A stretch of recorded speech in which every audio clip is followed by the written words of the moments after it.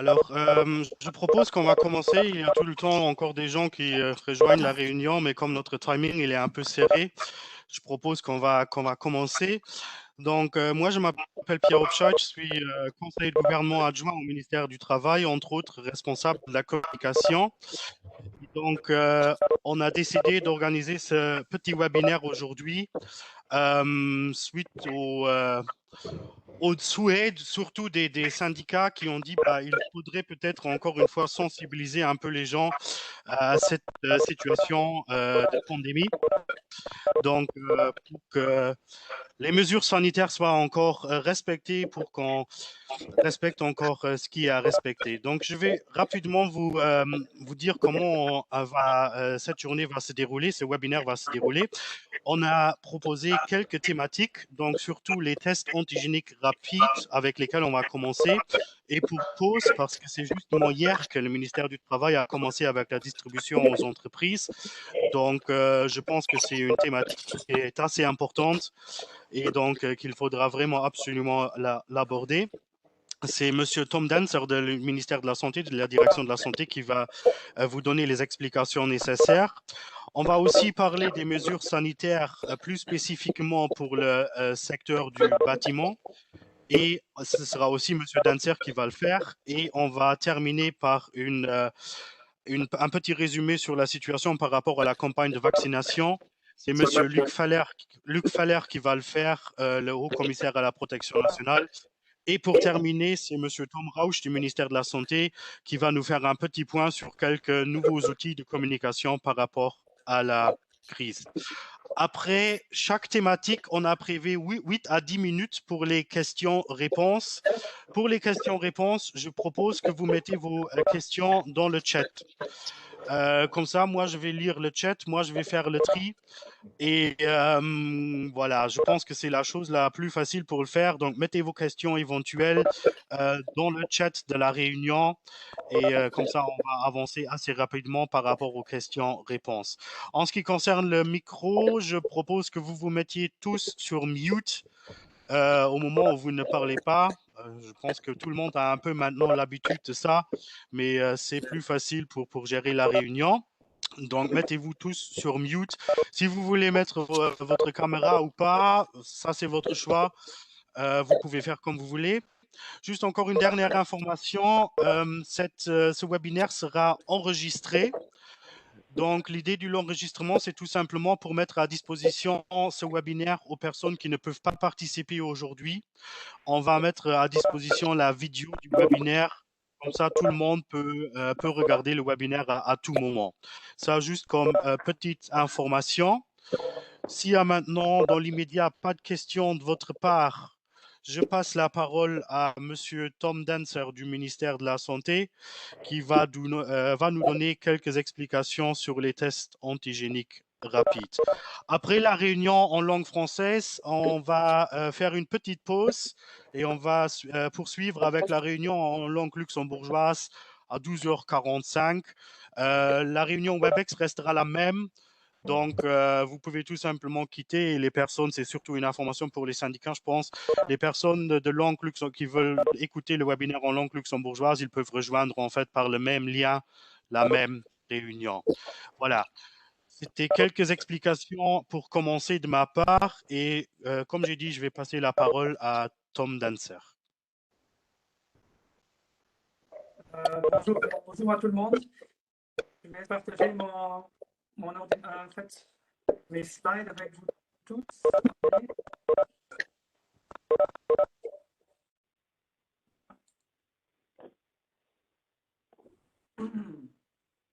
J'espère que vous voyez les slides maintenant. Il y a personne. Oui. Quelqu'un? Oui, ok, parfait. Oui, parfait. Oui. On m'a dit de vous expliquer un peu, en fait, de vous montrer un peu certains slides sur tout ce qui est testing. Parce que, en fait, pour dire, mon nom c'est Thomas Dancer, je suis virologue à la base, je m'occupe de tout ce qui est test ici pendant la crise Covid. Et je vais vous donner quelques informations sur les tests. On m'a demandé de faire ça. Donc, pour commencer, je voulais savoir je voulais juste dire qu'il y a une confusion. Il y a plusieurs modes de test, plusieurs, je dirais sur, attendez, il y a plusieurs tests possibles. Donc, de ce côté, il y a les tests antigéniques, il y a les tests d'anticorps et il y a les tests PCR. Et je voulais juste vous montrer la différence parce qu'il y a toujours une confusion. Un antigène, c'est vraiment une protéine. Ici, dans ce cas du Covid, c'est une protéine du virus qui est dans votre corps, qui est produit par le virus lui-même. Un anticorps ou antibody, ça c'est quelque chose qui est produit dans votre corps qui lutte contre le virus. Et donc, de regarder pour un antigène, c'est identifier le virus. Et de regarder pour un anticorps, antibody, ça veut dire de voir si vous avez une réaction dans votre corps contre ce virus. Donc, il y a trois types de tests. Je ne vais pas aller dans les détails. C'est les molecular tests, donc les tests PCR que vous connaissez. Là, on regarde pour avoir de la matière génétique du virus. Donc, on a besoin de très peu qui est ensuite amplifié dans le laboratoire. Donc, très peu est assez pour détecter le virus. Mais néanmoins, on a besoin d'un laboratoire pour faire ces tests. Ensuite, on a les tests antigéniques, antigen tests. Là, on regarde pour une protéine virale dans votre corps ou dans notre corps pour détecter aussi le virus dans le corps. Donc, c'est une infection aiguë en ce moment. Mais la différence, c'est que s'il y a très peu de virus, il y a aussi très peu de protéines viraux. Donc, la détection peut être très difficile. Mais vous connaissez tous les tests antigéniques qui sont très rapides. En dedans d'un quart d'heure ou demi-heure, vous avez un résultat. Et on n'a pas besoin d'un laboratoire pour le réaliser. Et ensuite, les tests d'anticorps, donc la sérologie. On regarde sur les anticorps qui sont produits par notre corps qui s'adressent à lutter contre le virus. Et là, c'est vraiment pour regarder s'il y a une infection, s'il y avait une infection dans le passé ou si vous avez réagi sur la vaccination. Donc, ceci, les tests sérologiques, les tests d'anticorps ne regardent pas sur une infection en ce moment, mais regardent juste sur une infection dans le passé ou sur une préparation de votre système immunitaire sur ce virus. Donc, qu'est-ce qu'on utilise maintenant de plus en plus? Ce sont les tests rapides. En fait, les tests antigéniques rapides, en français on dit TARP, en anglais on dit Rapid Antigen Test. Et ce qui est un peu différent maintenant, et je vais vous montrer un slide sur ce sujet, on utilise maintenant surtout les tests, les autres tests que chacun peut faire soi-même chez soi. Donc, c'est quoi un test? Donc, c'est le test qui regarde qui regarde si le virus, la protéine du virus est présente dans votre corps. Vous avez un résultat en dedans d'un quart d'heure ou d'une demi-heure. Ça se fait en principe par prélèvement salivaire dans la bouche ou nasal, donc 1 à 2 cm dans votre nez pour en retirer un peu de matériel et ensuite faire le test que vous avez probablement déjà fait. Je ne vais pas vous montrer comment ça se fait. Ce qui est important à dire qu'il y a une grande variabilité entre la performance de ces tests antigéniques. Il faut dire que les tests antigéniques, le producteur peut le produire et peut le mettre sur le marché en proclamant, c'est une self-declaration, donc en proclamant qu'il a testé ce kit et qu'il est bien et qu'il reconnaît bien le virus. Donc il n'y a pas de revue indépendante. Donc il y a plein de kits qui sont sur le marché. Il y a des kits qui sont mieux que d'autres. Et donc là, nous, on s'allie avec la vue de l'OMS, donc de la WHO, de la World Health Organization, en disant que pour utiliser un test antigénique à des fins diagnostiques, il faut avoir une performance de sensibilité de 80%. Ça veut dire qu'il faut reconnaître, si la PCR reconnaît 100 positifs, le test antigénique doit reconnaître 80% des tests positifs, au moins. Et de la même façon, la spécificité, ça veut dire quelle est sa capacité de reconnaître les négatifs, donc pour éviter les faux positifs. Donc là, on est à plus que 77%. Il y a une grande variabilité aussi de ces tests selon la population. Si on a moins de virus dans la population, la sensibilité à la spécificité descend, et ainsi de suite. Donc, ils sont moins performants comme la PCR, mais ils ont des avantages. Donc, ils sont faciles à réaliser et vous le savez très bien, j'imagine que l'un ou l'autre de vous l'a déjà réalisé soit à la maison ou au lieu de travail. C'est pour ça qu'on utilise maintenant, qu'on veut utiliser ces tests antigéniques en complément de notre stratégie de test qui est basée sur les tests PCR. Et j'aimerais bien prendre 2 minutes, je sais c'est peut-être un peu complexe et compliqué, mais juste pour vous expliquer les limites de détection de ces tests antigéniques. Les Rapid Detection Kits, les Rapid Diagnostic Tests, donc les RT des TAR. Donc en rouge, vous voyez ici le virus. Vous êtes infecté, et ça c'est vraiment la kinétique du virus. Donc vous êtes infecté, et en fait, la kinétique, ça monte, et là où il y a le jour 0, c'est là où vous avez des symptômes. La plupart des maladies provoquent des symptômes chez nous. On sait que malheureusement, il y a beaucoup de gens qui ont peu ou pas de symptômes. Donc, il y a des gens infectés qui n'ont pas de symptômes. Mais imaginons qu'on a des symptômes. Donc, le jour 0, on a des symptômes. Ça veut dire que 2 jours avant, on a déjà commencé à produire du virus dans notre corps. Et ensuite, à un certain moment, la charge virale diminue parce que le corps lutte contre le virus et réussit en principe de lutter contre le virus et se débarrasser du virus. Donc ça descend. Et là, j'ai montré 20 jours, mais on a constaté qu'il y a des gens qui étaient encore testés positifs après 3 mois. Donc, et comment on fait, qu'est-ce qu'on fait avec cette kinétique de cette courbe? Donc, on voit le trait en bleu. J'ai marqué PCR Detection Cutoff. Donc, ça veut dire que c'est là où un test PCR peut détecter le virus dans votre corps et dire, voilà, le forme est positif. Donc, vous voyez déjà, 2 jours avant que vous avez des symptômes, le test PCR peut être positif et le test PCR peut être positif pendant des jours et des jours et des jours. Et il y a des cas extrêmes, comme je viens de dire, où il y avait 100 jours, après 100 jours, la personne était toujours positive. Ça ne veut pas dire qu'elle est infectieuse, c'est juste qu'on a trouvé assez de matériel génétique qui a pu être amplifié dans le laboratoire pour donner un test positif. Maintenant, l'autre ligne, en haut, la RDT Detection Cutoff, ça c'est la ligne du cutoff des kits antigéniques. Et là, vous voyez, la détection se fait juste avant, uniquement juste avant qu'on a des symptômes. Et après 4-5 jours, on n'a plus de valeur, donc le résultat n'est plus positif parce que la détection des antigènes, en fait, de ces tests antigéniques, base sur la présence de cette protéine virale. Et après un certain seuil, après quelques jours, la quantité de cette protéine diminue de cette manière qu'elle n'est plus détectable par ces tests. Donc, c'est à cause de la technologie des tests rapides que la détection se fait environ dans une fenêtre de 4-5 jours, et pas avant et pas après. Et si on comprend ces différences, on voit aussi pourquoi nous, on préfère la PCR, parce que ça donne une meilleure détection du virus, tandis que les rapid tests donnent un résultat beaucoup plus vite. Ils sont utilisés dans des endroits où on ne peut pas faire si facilement un test PCR, notamment à la maison et des choses pareilles. Donc c'est pour ça que c'est important de savoir et comprendre la différence et les limitations de ces tests. Donc, qu'est-ce qu'on a fait? Je sais que j'ai vu maintenant encore, il y a quelqu'un qui nous a reproché, un professeur au Luxembourg qui nous a reproché qu'on a réagi trop tard, qu'on n'a pas utilisé les tests antigéniques assez rapides. Et ça, ce n'est pas le cas. Dès le début, en fait, les premiers tests sont sortis, je dirais, mai-juin l'année passée. On les a testés dans le laboratoire national de la santé. Ce qu'on a vu, c'est que ces tests n'étaient pas très fiables.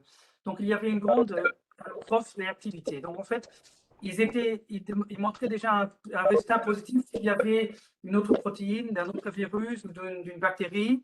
Donc, c'était pas fiable et c'était pas vraiment précis. Donc, de ce côté, on n'a pas pu les prendre parce que ça donnait un résultat, n'importe quel résultat, et ça ne valait pas la peine d'appliquer ceci. Par contre, ce qu'on a fait en octobre, septembre, octobre, il y a une nouvelle génération qui est sortie. Et ça, c'était les tests antigéniques nasopharyngés.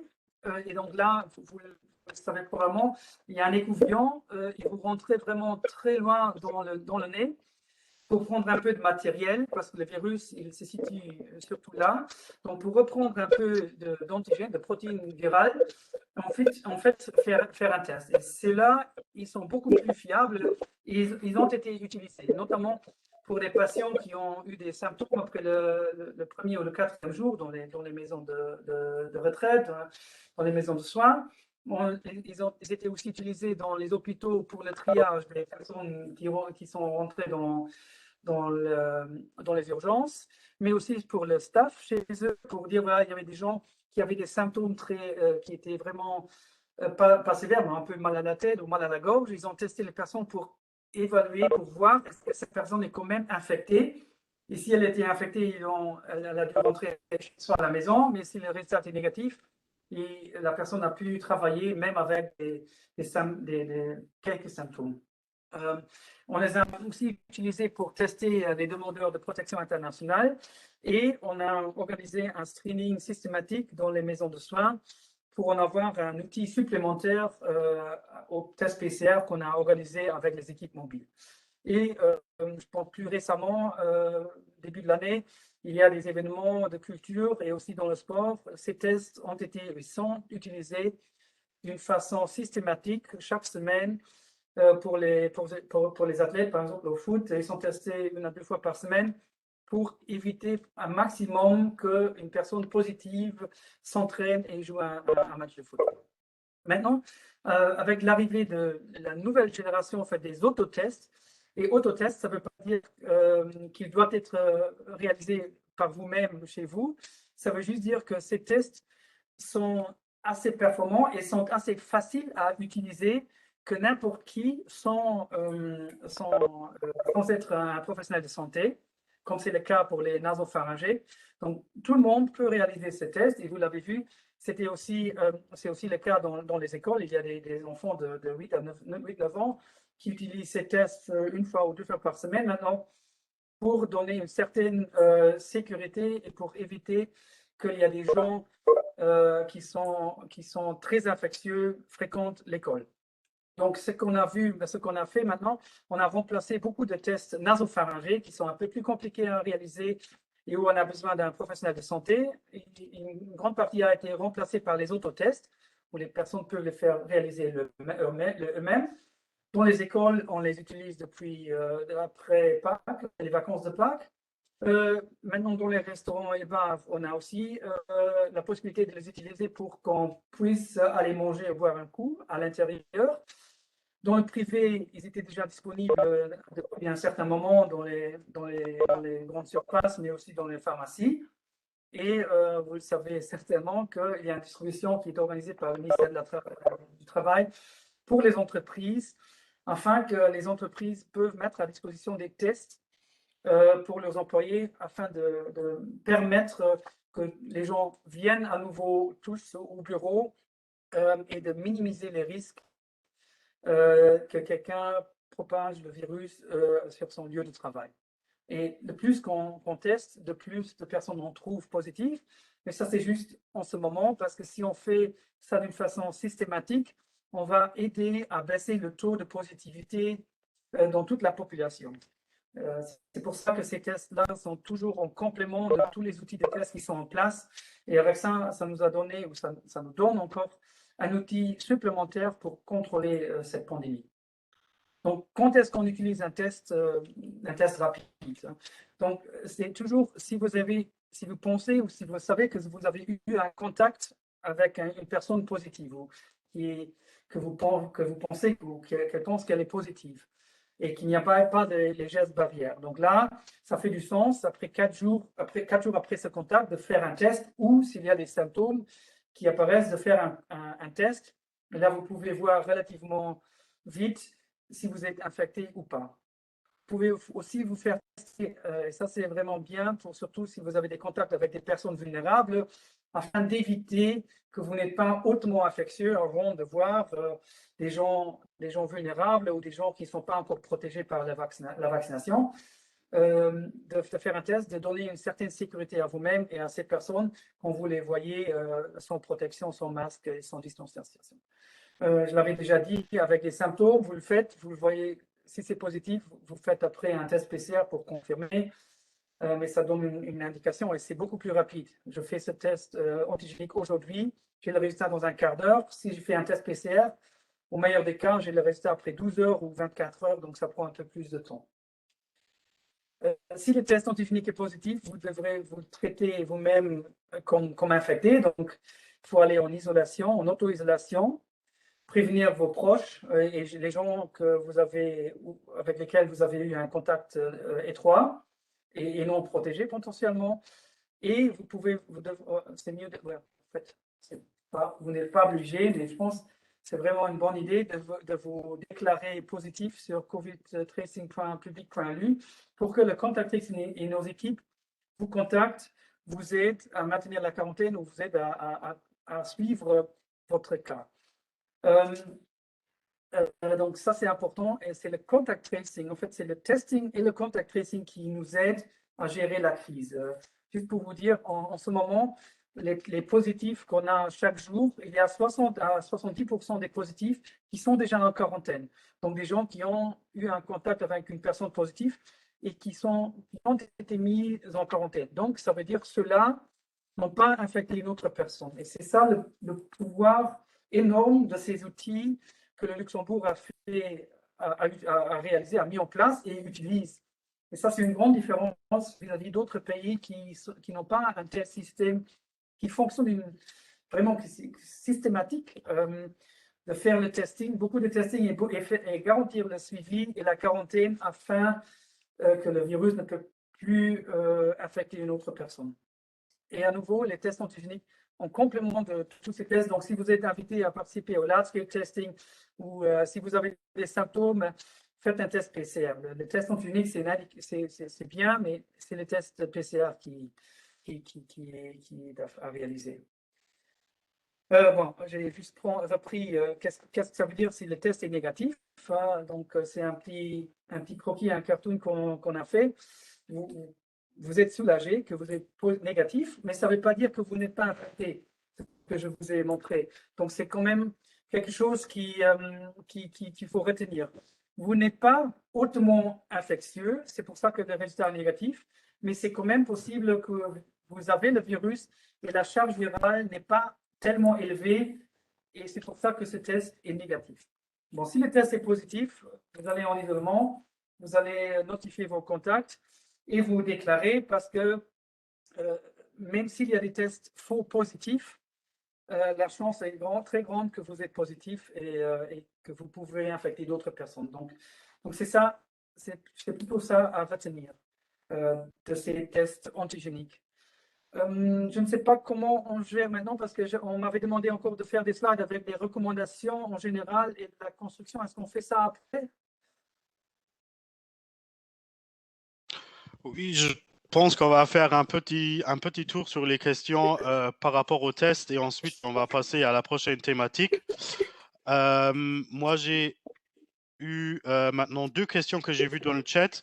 Donc, la première question que j'ai vue, si un employé ne veut pas être testé, est-ce que l'employeur a le droit de forcer un test? Non. Les tests sont toujours volontiers, donc on ne peut pas forcer quelqu'un à réaliser un test. OK. Et ensuite, il y a encore une question par rapport au slide numéro 6.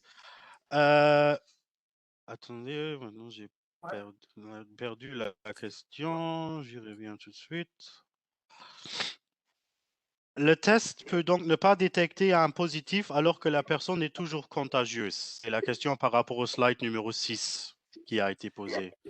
Oui, en fait, ce qu'on détecte avec les tests antigéniques, c'est qu'on détecte les personnes hautement contagieuses et infectieuses, donc ceux qui facilement transfèrent le virus. Mais c'est vrai qu'il y a un cas d'offre, il y a des gens qui sont négatifs, qui ont le virus dans leur corps et qui peuvent aussi le transmettre. Mais moins bien que, par exemple, une personne qui a vraiment de la fièvre, qui tousse et qui a mal à la gorge. Là, on connaît tous les différences entre être un peu malade et être vraiment malade. Donc là, il faut maintenir à la tête qu'on va écarter les gens qui sont hautement infectieux, qui ont beaucoup de virus dans leur corps et qui transmettent beaucoup de virus. Donc, il n'y a pas dans la biologie, il n'y a jamais une chance de 100% oui ou non, mais on écarte au maximum les personnes hautement contagieuses, donc on peut être mieux rassuré que cette personne n'est pas infectieuse et ne va pas m'infecter maintenant. Ok. Ok. Ensuite, on a reçu la question que une madame qui ne reçoit depuis un certain moment plus d'invitations pour le test, donc je suppose qu'elle c'est le large scale testing. Est-ce qu'on peut faire quelque chose pour en recevoir à nouveau des invitations pour le LST? Euh, non, a priori, on ne peut rien faire. Donc, le LST, le Large Scale Testing, est un programme de surveillance de la population nationale. Donc, à chaque semaine, on invite un échantillon représentatif luxembourgeois. Et donc, par chance ou par malchance, vous êtes invité plus souvent. Et moi, personnellement, moi, je suis très peu invité. Et ça se peut que chez moi, dans mon village, il y a beaucoup de personnes avec mon âge qui habitent là-bas. Et donc, on regarde juste d'inviter une personne avec cet âge de ce village, parce que c'est une répartition géographique par âge et par ménage. Donc, par malchance, c'est toujours mon voisin et pas moi. C'est pas fait que tout le monde puisse être testé systématiquement. Pour ça, on n'a pas assez de ressources et pas assez de tests à notre disposition. Okay.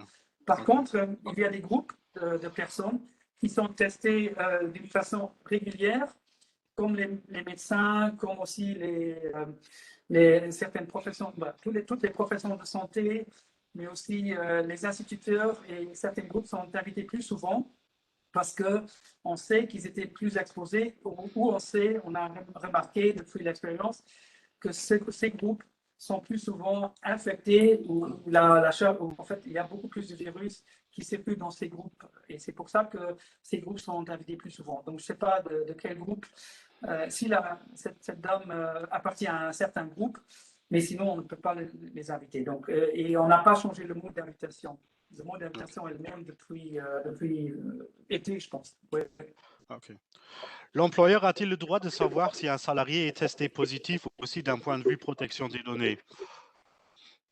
Non, vous n'avez pas besoin de le dire, mais si vous êtes positif, il faut quand même que vous dites à votre employeur que vous êtes malade et il faut vous isoler. Hein. Donc, de ce côté, c'est un peu difficile, mais c'est comme toujours, si moi je suis malade, je vais dire à mon chef que je ne viens pas travailler parce que je suis malade. Je n'ai pas besoin de lui dire que j'ai fait un test positif Corona et que c'est pour ça que je reste à la maison. Ouais. Mais d'un point de vue, comme je suis du ministère du Travail, il faut aussi dire que l'employé a aussi l'obligation de protéger ses collègues, donc c'est prévu dans le Code du travail. Donc si on ne dit pas à son patron qu'on a fait un test positif, c'est aussi, point de vue Code du travail, c'est au moins limite. Tout à Voilà. fait. Oui. Où réaliser les tests pour venir au travail? Où réaliser l'autotest? Sur le lieu de travail même ou à la maison avant de venir au travail? Qu'est-ce qui est la meilleure façon de procéder? Oui, voilà. Et je pense il y a les deux possibilités qui sont possibles et faisables. La question, c'est que qu'est-ce qu'on veut faire et je pense que ça dépend aussi de l'entreprise où on travaille. Ce qu'on a vu dans certaines entreprises et aussi à l'école, c'est que ça marche mieux si on teste sur le lieu de travail parce qu'on peut l'organiser d'une façon plus systématique. Si, Okay. si on donne les tests et les gens les font à la maison, on ne sait pas s'ils les ont fait, je ne le fais pas le matin, je prends mon café, j'ai les tests à la maison, donc je n'ai pas fait de test et tout ça. Donc, souvent, c'est plus facile c'est plus facile pour l'organiser et de le faire systématiquement si on le fait sur le lieu de travail. Mais de l'autre côté, c'est potentiellement plus facile si je me fais tester le matin pendant mon café et si je suis positif, je ne viens pas au lieu de travail. Donc, il y a les deux côtés qui sont faisables, mais en tout cas, comme on a toujours le port du masque obligatoire, la distanciation, a priori, aussi sur le lieu de travail, il n'y a pas de grand risque si vous faites le test maintenant sur votre lieu de travail le matin au lieu à la maison.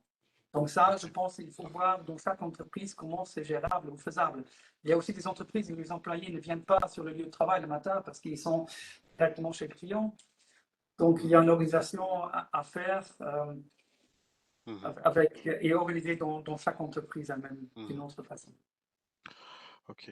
Est-ce que le team Contact Tracing, il prend aussi contact avec les employés non résidents au Luxembourg? Donc, je suppose que oui. Tout à fait. Chaque personne Ok. qui est testée positive au Luxembourg est suivie par le contact tracing et on notifie aussi les autorités dans le pays. Donc, si Ok. c'est en France, on communique aussi aux autorités françaises que telle ou telle personne est positive. Et eux, ils font la même chose pour nous. Ok. Qui est habilité à faire un test à un employé sur le lieu du travail et est-ce qu'il y a un secret médical à respecter? C'est pour ça qu'il y a, comme j'avais dit, les tests nasopharyngiques qui ont été faits doivent être réalisés par un professionnel de santé. Maintenant, avec les autres tests, ça a changé complètement parce que ce qu'on voit maintenant, ce qu'on peut faire, c'est que moi, je viens au travail. Moi, je n'ai pas besoin que quelqu'un me fasse le test, mais je vais le faire moi-même, soit en présence de mon collègue ou soit tout seul. Donc, non, de ce côté, il n'y a pas un problème de secret médical. Je peux le faire moi-même et je vais me déclarer moi-même aussi. Donc, il n'y a pas Ok. quelqu'un d'autre qui va déclarer. Mais juste pour dire que les professionnels de santé, si un professionnel de santé fait le test pour vous, ce qui est faisable aussi pour les autres tests, il doit communiquer le résultat positif à l'inspection sanitaire. Il est tenu par la loi à faire ça. Ok. Une question de l'LCGB par rapport aux femmes de ménage dans le milieu hospitalier. Est-ce que le client peut exiger un test PCR?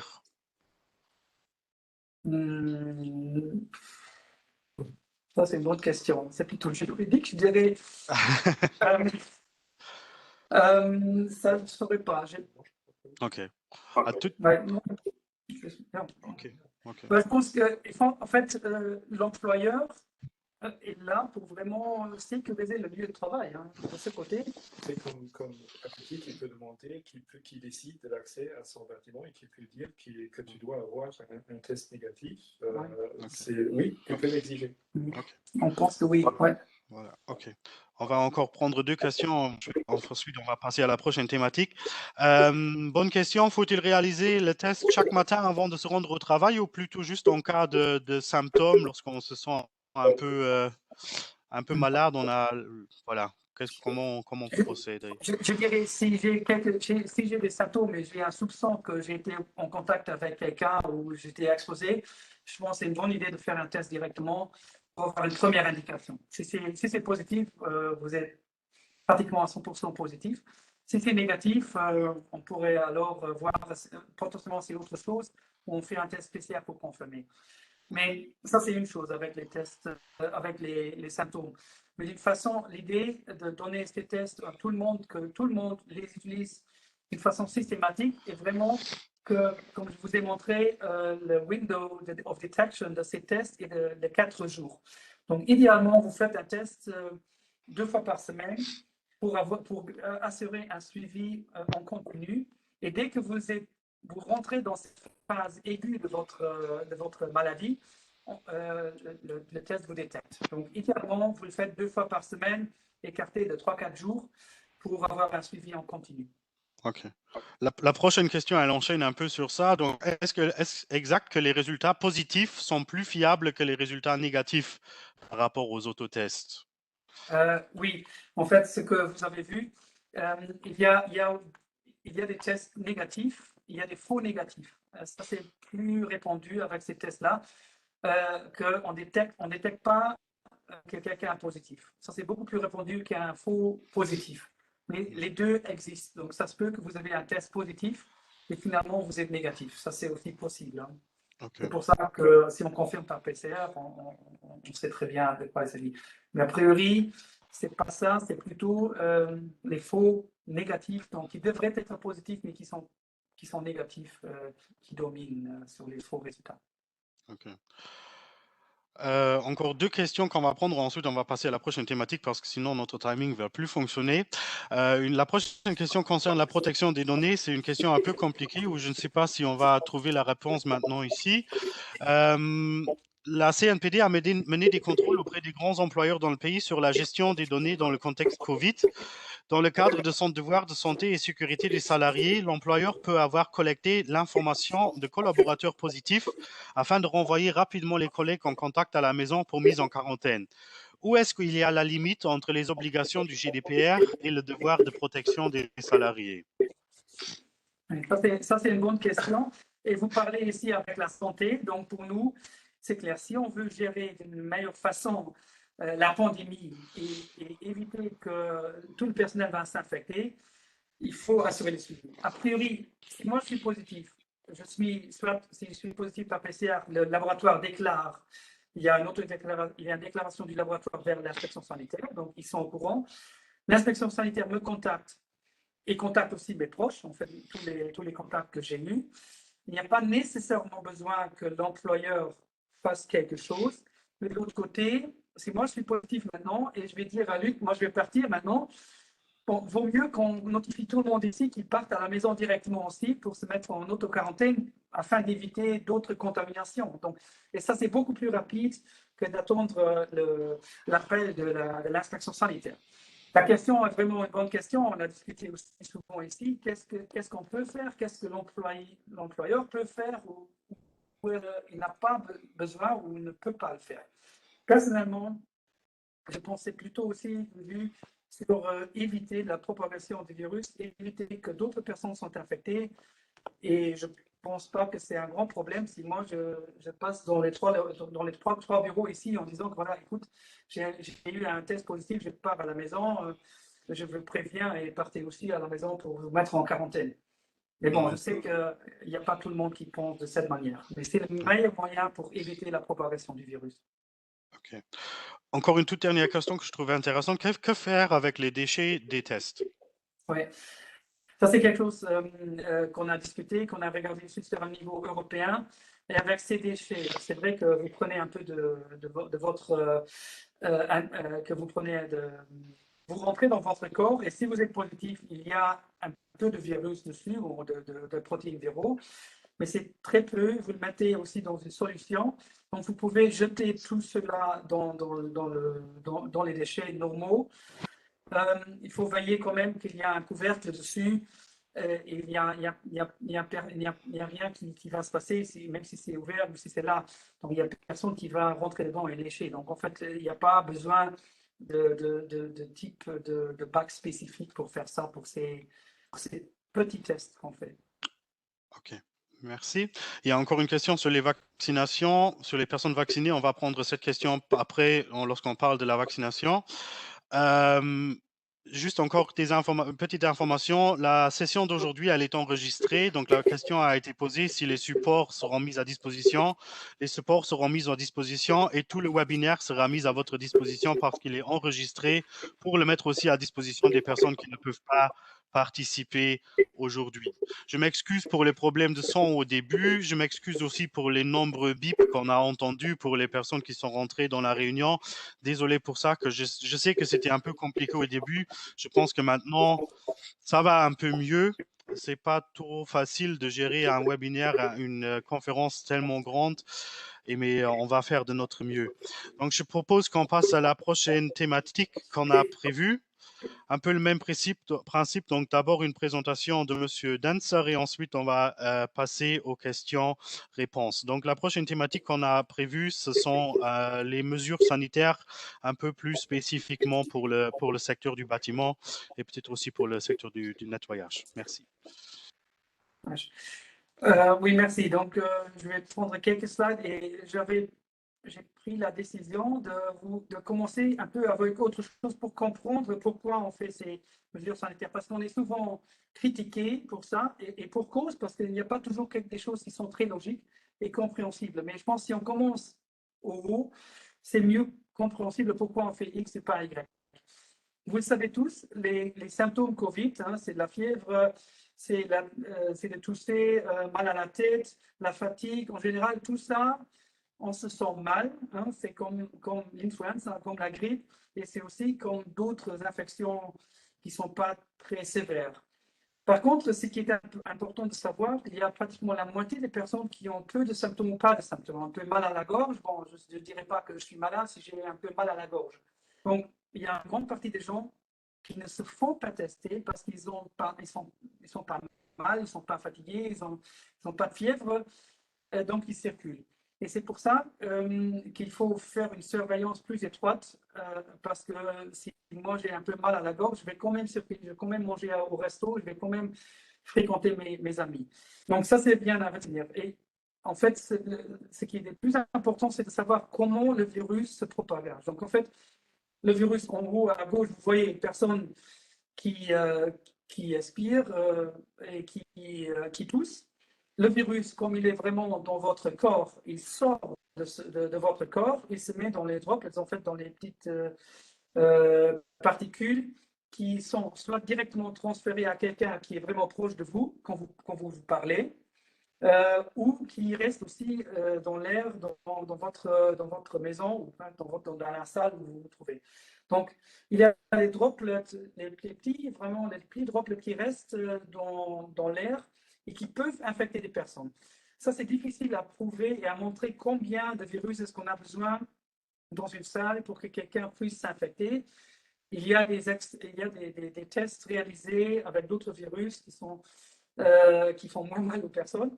Mais on dit toujours que c'est entre 60 000 et 1 million de particules qu'on a besoin dans la salle pour que quelqu'un puisse s'infecter. Mais on ne sait pas très bien et on pense qu'il y a des gens qui ont été infectés par ces airborne nucléi, mais on ne peut pas le quantifier. Mais par contre, il y a beaucoup de gens qui ne savent pas où ils sont infectés. Donc, ça se peut que c'est vraiment par ce moyen. Mais le moyen d'infection le plus répandu, c'est vraiment si vous êtes proche, à moins de 2 mètres à quelqu'un et que vous lui parlez sans port du masque. Donc, c'est vraiment traditionnellement, si vous êtes à la maison, vous êtes avec votre famille à la maison, vous mangez ensemble avec quelqu'un. C'est aussi une raison pourquoi tous les pays au monde ont dû fermer ou ont fermé les restaurants et les bars. Donc, c'est vraiment principalement ce contact direct.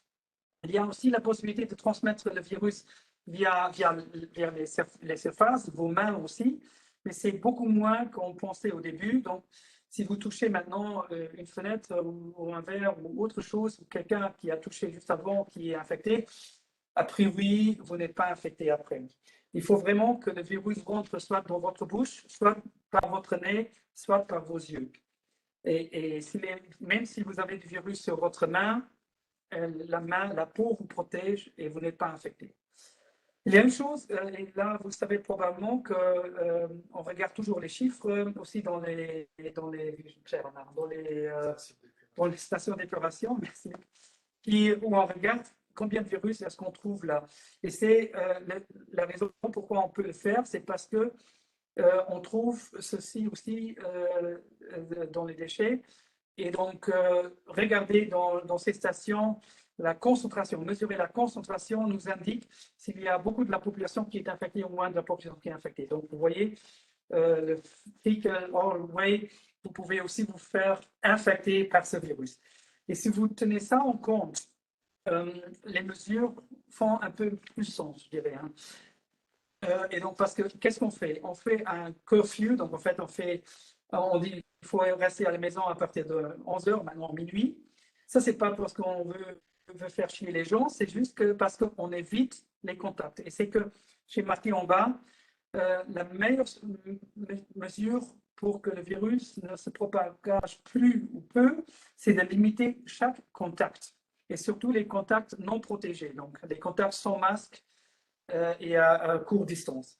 Donc c'est tout ça. Si on éviterait tout ça, le virus ne resterait pas dans la population.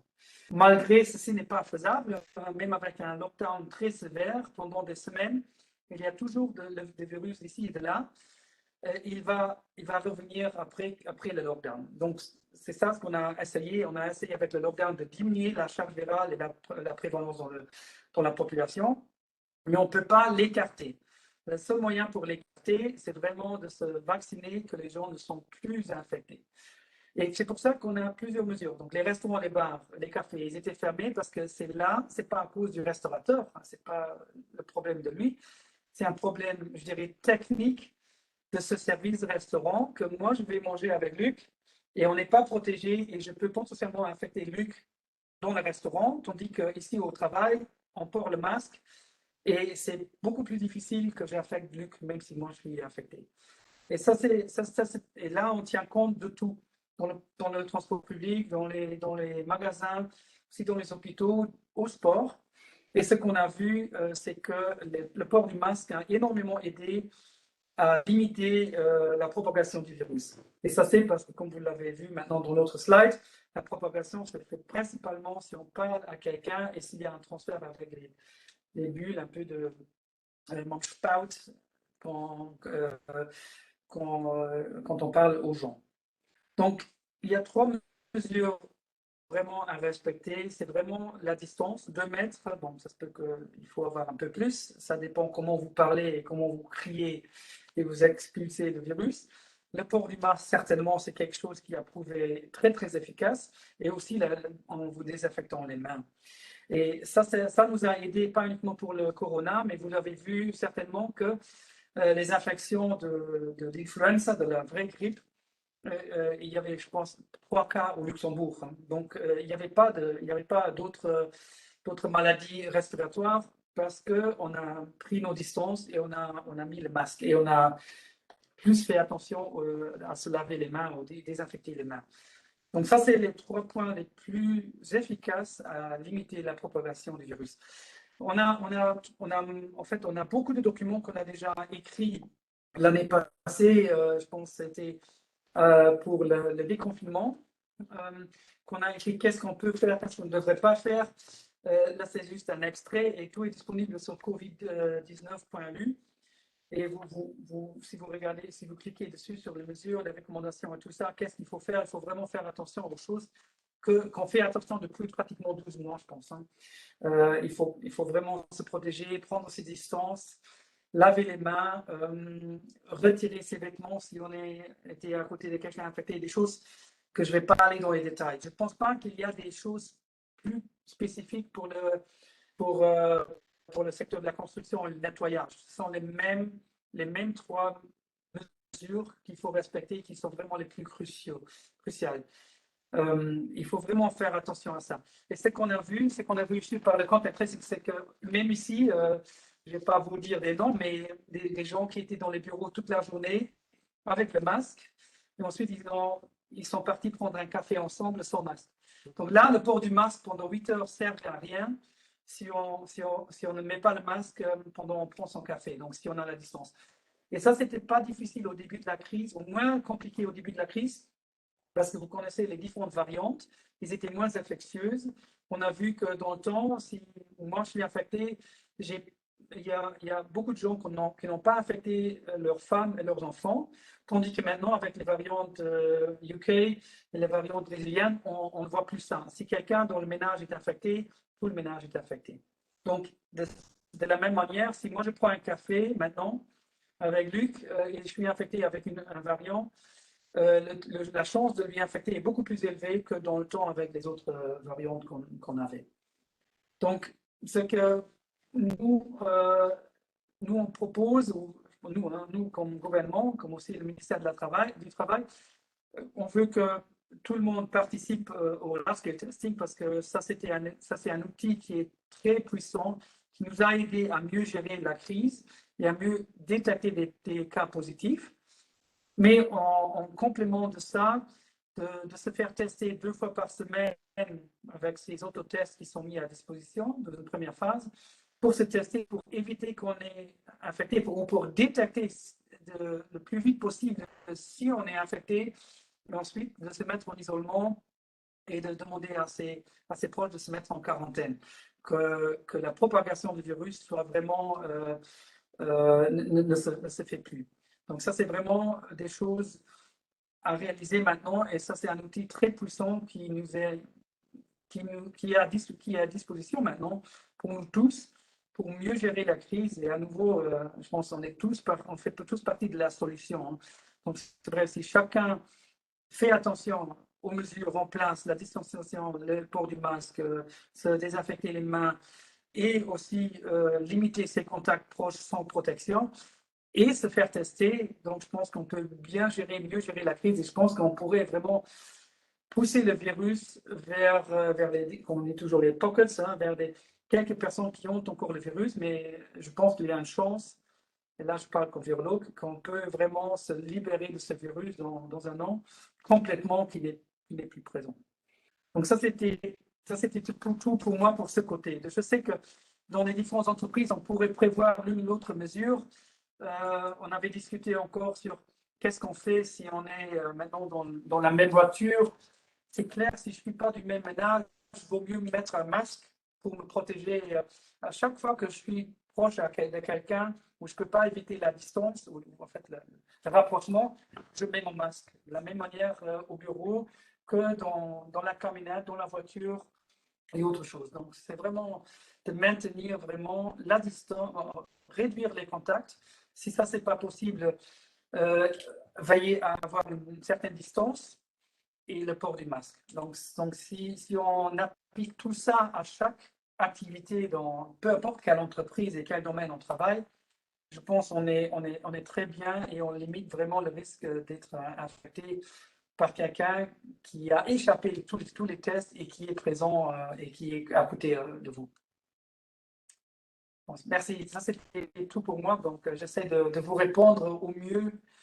Mais comme j'ai dit, il y a des choses qui sont faciles à expliquer, il sont des choses qui sont peut-être plus compliquées à expliquer pourquoi une telle ou telle mesure a été mise en place.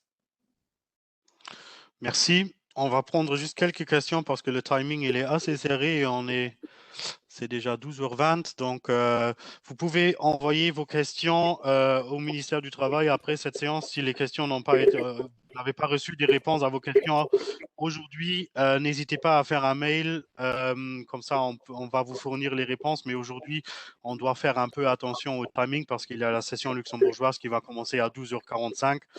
Et donc, il faut qu'on avance encore un tout petit peu. Et il y a une question que je trouve assez importante et assez intéressante parce qu'elle est beaucoup posée, l'efficacité du masque à l'extérieur. Donc, est-ce que le port du masque à l'extérieur, ça sert à quelque chose ou comment peut-on voir le port du masque à l'extérieur? Oui, si moi je suis tout seul dans la forêt, je n'ai pas besoin de porter mon masque. Si je suis avec ma femme, avec laquelle je suis toujours à la maison sans masque, je n'ai pas besoin de mettre un masque. Mais par contre, si je suis en dessous de 2 mètres à quelqu'un où je parle à mon voisin, le masque sert à beaucoup parce qu'il me protège. Mon masque protège mon voisin de moi et son masque me protège de lui. Donc oui, le port du masque fait du sens si on a un contact. Donc, si on veut parler à quelqu'un ou des choses pareilles, là, c'est important de mettre le masque. Et je vois souvent les gens qui retirent le masque pour parler à quelqu'un. Donc, ça, c'est vraiment pas l'idée. Mais mettez le masque si vous parlez à quelqu'un, ça aide beaucoup à éviter la propagation et l'infection. Okay. Les bureaux partagés ou les open space, est-ce que là, le port du masque en permanence, il est nécessaire ou le respect de la distance, il suffit? Ça suffit. En fait, déjà, le respect du temps, ça c'est plus facile plus facile. C'est plus agréable pour l'employé que le port du masque. Mais si c'est pas faisable de vous mettre vraiment à une certaine distance, au moins 2 mètres, hein, ou de vous écarter avec un paravent en plexi ou autre chose, le port du masque devrait se faire pour éviter que moi j'infecte mon collègue. Ok. Encore 2 questions qu'on va prendre, ensuite on va avancer. Les 2 tests par semaine doivent être réalisés sans symptômes, donc les autotests. Est-ce qu'il faut les réaliser même sans symptômes? Ça fait du sens Oui. ou Oui, ça fait du sens. Si vous avez des symptômes, vous avez une raison pourquoi vous faites tester. Mais comme on a vu, il y a beaucoup de gens qui n'ont pas de symptômes.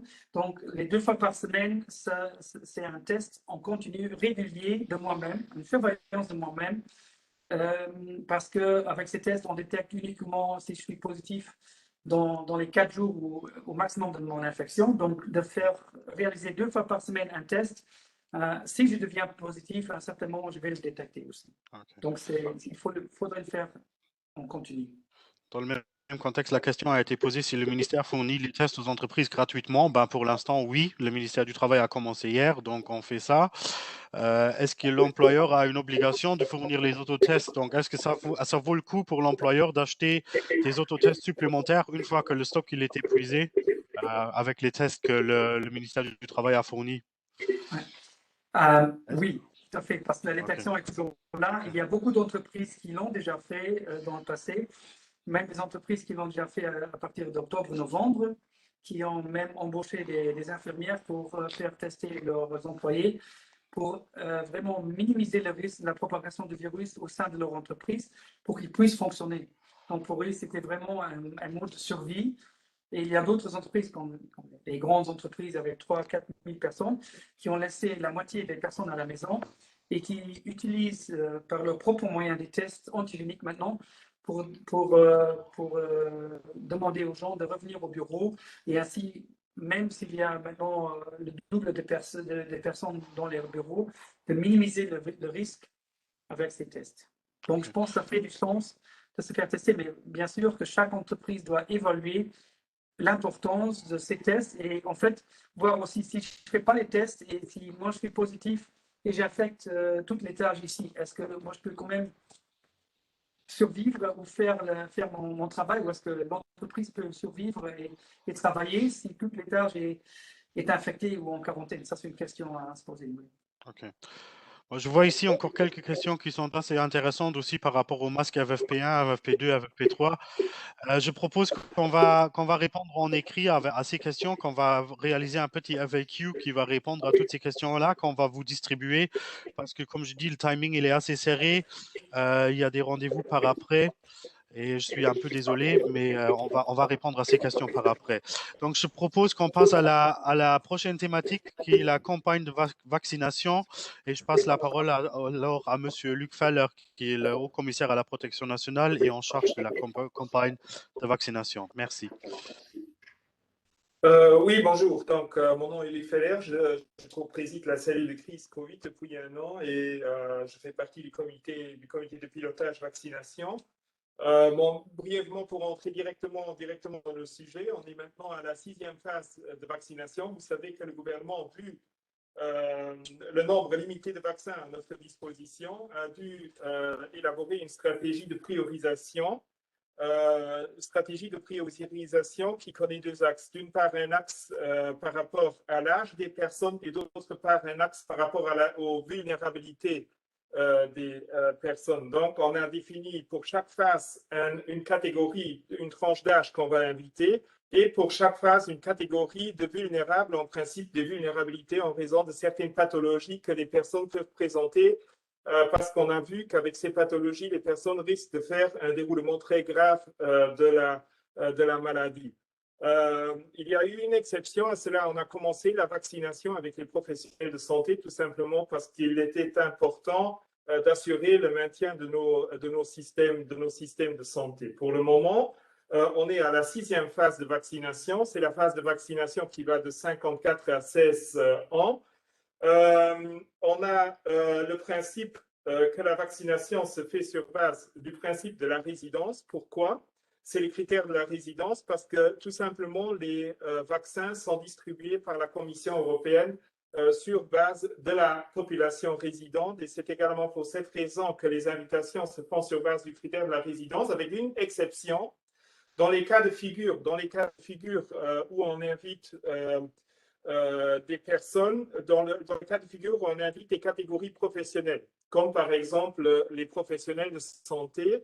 Là, on invite aussi bien les résidents que les travailleurs frontaliers pour la toute simple raison que éthiquement, on ne peut pas accepter qu'on invite des personnes d'un service à se faire vacciner avec l'objectif de protéger des personnes vulnérables, comme c'est le cas dans le secteur hospitalier. Par exemple, le patient est par définition une personne vulnérable, donc on essaye de protéger toutes les personnes qui entourent ce patient et on ne peut pas, dans ce cas de figure, refuser la vaccination aux travailleurs frontaliers. Le deuxième grand principe qui caractérise la campagne de vaccination, c'est que les personnes sont invitées une fois. Ils auront la chance de se faire vacciner une fois. Les personnes ont eu la possibilité de s'inscrire sur une liste d'attente au moment de la fin de la phase respective. Si pour une raison quelconque la personne a décidé à changer d'avis, elle n'a pas réservé de suite favorable à son invitation, mais après 2-3 semaines, elle a changé d'avis. Elle a eu la possibilité de s'inscrire sur une liste d'attente et ces personnes ont également été invitées au fur et à mesure. Et également une exception à ce principe, pour le moment, le gouvernement a décidé de permettre aux directeurs des établissements hospitaliers, aux directeurs des structures d'hébergement pour personnes âgées, des logements encadrés et des maisons de soins que leur personnel peut être invité, peut être inscrit à des listes qui seront invitées au fur et à mesure, leur personnel le personnel médical, mais également le personnel administratif et les sous-traitants qui sont en contact avec le patient, également toujours avec l'idée sous-jacente qu'il s'agit d'une part d'assurer le maintien du système de santé et d'autre part d'assurer la protection des personnes les plus vulnérables qui sont par définition les patients dans les hôpitaux, mais également les résidents dans les structures d'hébergement. Où est-ce qu'on vaccine? On fait la vaccination par principe dans les centres de vaccination. Au départ, on a également fait la vaccination dans les hôpitaux, tout simplement pour permettre aux hôpitaux de pouvoir vacciner leur personnel sur place, ce qui est nettement plus simple que de les inviter dans un centre de vaccination. Ils n'avaient pas besoin de se déplacer. Et on a la vaccination dans les équipes mobiles. On a utilisé au départ les équipes mobiles pour vacciner, d'une part, les résidents des structures d'hébergement pour personnes âgées, donc les personnes à mobilité par définition, des personnes souvent à mobilité réduite, et pour offrir alors également la vaccination du personnel dans les structures d'hébergement pour personnes âgées.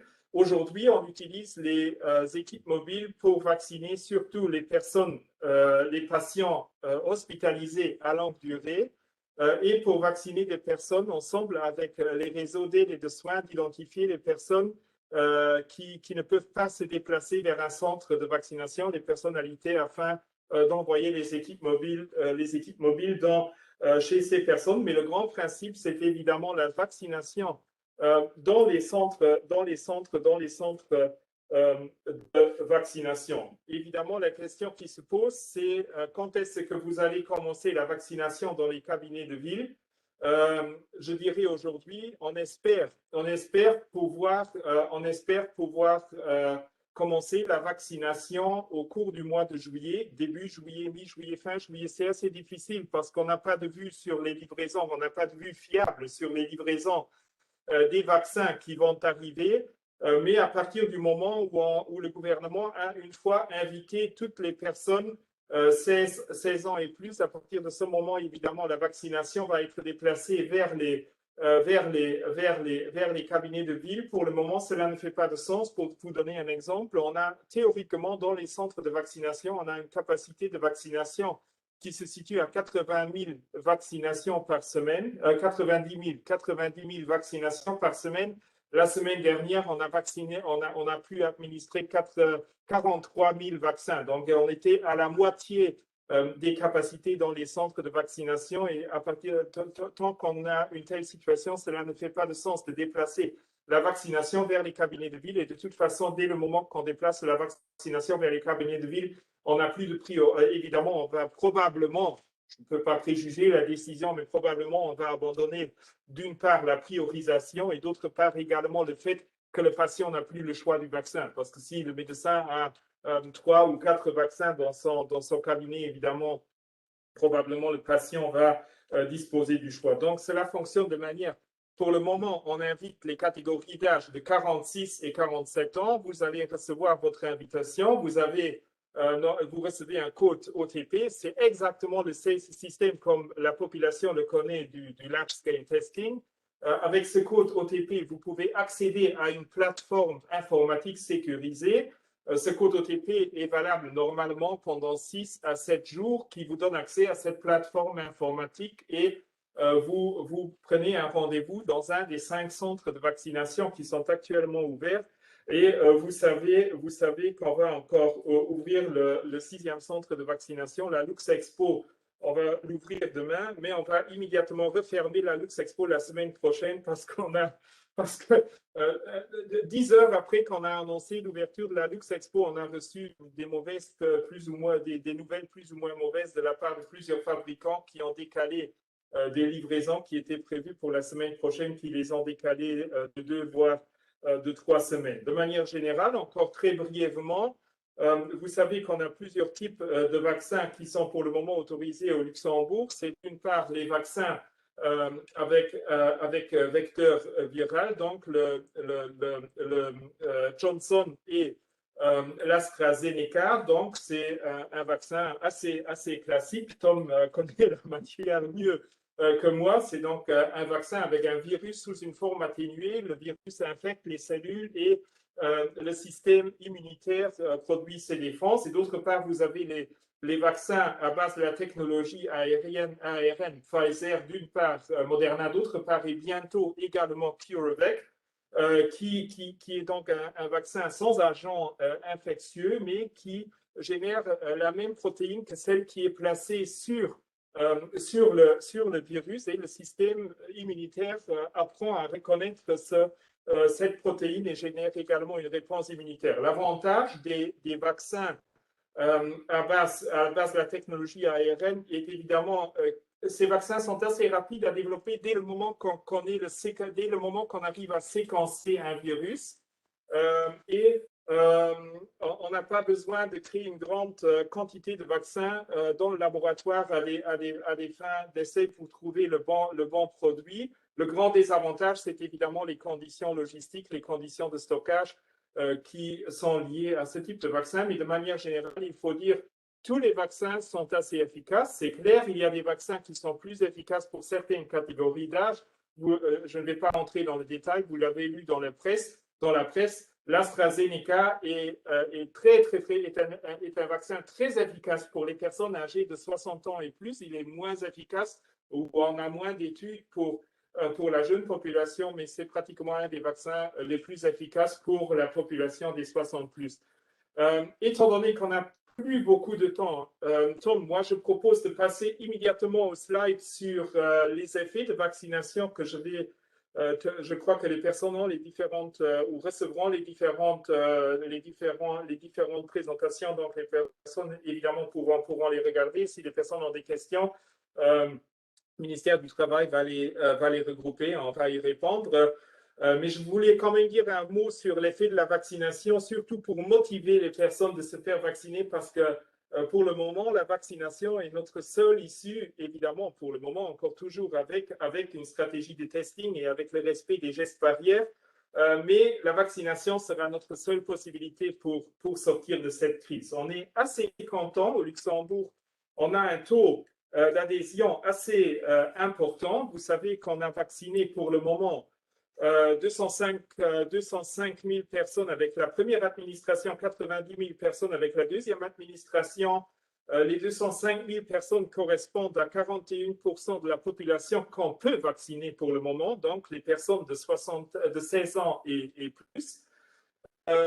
Et on a un taux de couverture qui est quand même assez élevé également en comparaison avec d'autres pays. On est vraiment content que les personnes sont prêtes à se faire vacciner. On dépasse pour les catégories d'âge qu'on a fini, donc pour les catégories de 55 ans et plus, on est quand même à des taux de participation, à des taux de vaccination qui commencent à 75% et plus. Et on espère vraiment maintenir également ces taux de vaccination. Pour l'effet de la vaccination, si on regarde une fois la prévalence, si on regarde l'incidence par tranche d'âge, les deux courbes que vous voyez qui sont plus foncées, on a d'une part l'incidence pour les tranches d'âge de 75 ans et plus, et d'autre part l'incidence de la courbe des 60 à 74 ans. Pourquoi on a mis un peu plus en couleur foncée ces deux courbes? Parce que là, on a fini notre campagne de vaccination. Et vous voyez quand même, notamment à la courbe des 75 ans et plus, vous voyez comment elle a descendu depuis le mois depuis la mi-mars, donc depuis la date où on a administré la deuxième dose. Évidemment, il y a encore toujours des personnes qui vont s'infecter, ce qui est absolument normal. La vaccination ne protège pas contre l'infection, contre le virus en tant que tel, mais protège contre un déroulement grave de la maladie. Mais vous voyez quand même l'effet que la vaccination elle fait. On le voit également si on regarde sur le slide prochain, l'évolution des personnes dans les structures pour personnes âgées, l'évolution des personnes qui sont testées positives. On a pour le moment, à la date d'aujourd'hui, on a encore 4 personnes dans ces structures qui sont qui ont été testées positives, donc qui sont des infections actives. Et là, vous voyez également comment cela a quand même diminué à partir du moment où on a réussi à vacciner ces personnes. Et dernier slide qui est assez intéressant pour voir que la vaccination fait du sens, c'est, vous voyez sur ce slide deux courbes, une courbe en bleu clair et une courbe en bleu foncé. Et vous voyez que depuis, c'est en fait la courbe bleu clair, ce sont les personnes de plus de 65 ans dans les hôpitaux, dans les soins normaux, dans les hôpitaux, et la courbe en clair foncé, ce sont les personnes de moins de 65 ans. Pendant toute la durée de la crise, les hospitalisations des personnes de plus de 65 ans étaient évidemment nettement supérieures aux personnes de moins de 65 ans. Et vous voyez qu'à la semaine 13 de cette année, les deux courbes se sont coupées et que depuis cette date, c'est également la date où on a fini la vaccination, les 2 doses pour les personnes de 65 ans et plus, vous voyez que l'hospitalisation montre une très nette tendance pour des personnes actuellement âgées entre 45 et 55 ans. Et vous voyez donc également là que la vaccination fait du sens parce que les personnes sont nettement plus protégées. Voilà, je regarde l'heure, c'est 12h41. On a encore 3 minutes, si je vois bien, donc je m'arrête à ce niveau-là. Ok, merci. Oui, maintenant pour les questions, c'est un peu à faire très très vite. Mais j'ai vu une question qui est peut-être très intéressante en général. Est-ce que l'employeur peut demander à ses employés de confirmer s'ils ont été vaccinés? L'employeur peut le demander, mais l'employé n'a pas, ça c'est en tout cas mon interprétation juridique, la vaccination en tant que telle est toujours un acte médical et l'employeur peut le demander, mais l'employé n'a pas besoin de répondre. Oui, c'est aussi, moi je suis pas juriste, mais mes juristes au ministère du Travail me disent aussi toujours que l'employeur, en toute façon, ne peut pas exiger de son employé de se faire vacciner parce que voilà, en fait, c'est la libre décision de l'employé s'il veut se faire vacciner ou pas. Bon, je propose qu'on va regrouper ces questions et qu'on va y répondre par écrit parce que le temps, voilà, on est un peu pressé, stressé. Je suis un peu désolé, mais voilà, le timing n'a pas trop bien fonctionné comme on l'avait prévu. Et c'est la session en luxembourgeois qui s'annonce à 12h45. Donc, je vais regrouper toutes les questions. On va fournir des réponses par écrit qu'on va distribuer via les syndicats, via les organisations patronales, ensemble avec le fichier MP4 de la session qui a été enregistré. Si vous avez encore des questions, n'hésitez pas à contacter le ministère du Travail. Donc, moi, c'est M. Pierre Obscheid. Vous pouvez me faire un mail. Vous trouvez mes coordonnées sur le site internet du ministère. Vous pouvez à tout moment me faire un mail et comme ça, je vais essayer de vous fournir les réponses. Je suis un peu désolé pour les problèmes techniques au début et pour le temps qui s'est enfoui un peu maintenant vers la fin. Je vous remercie pour votre présence dans cette première séance.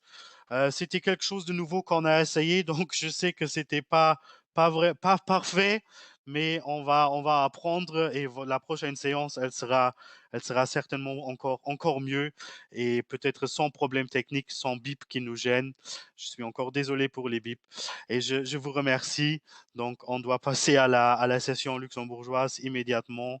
La pause qu'on avait prévue, on peut malheureusement pas la faire. Merci à vous tous pour votre présence.